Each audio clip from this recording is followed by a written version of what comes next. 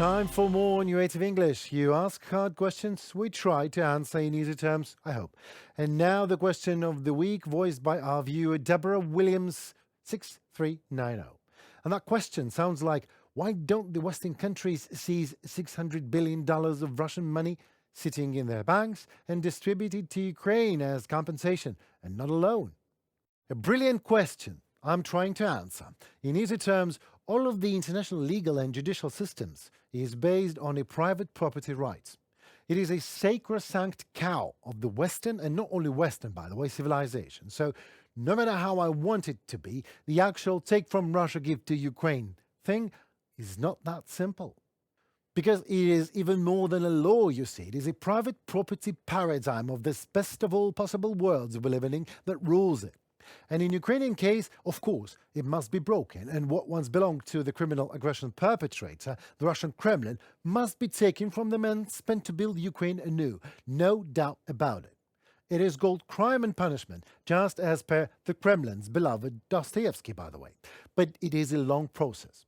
What international lawmakers and law takers also are afraid is that it is going to become a global precedent, and then, in the future, it can be used as a sort of a weapon in politics.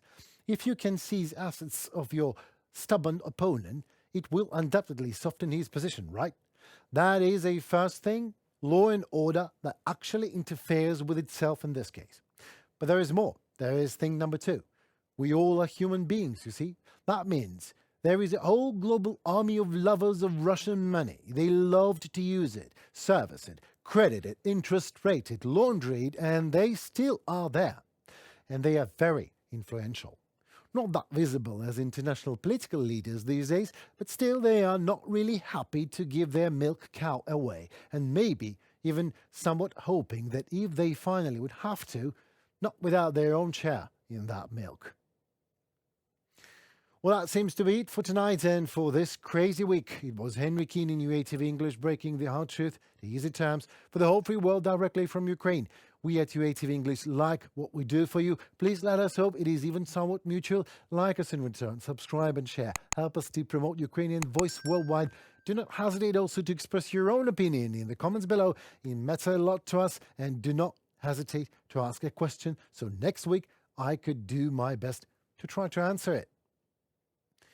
Stay safe and tune for more right already tomorrow, next week with my colleague Paul Stelmach. See you soon.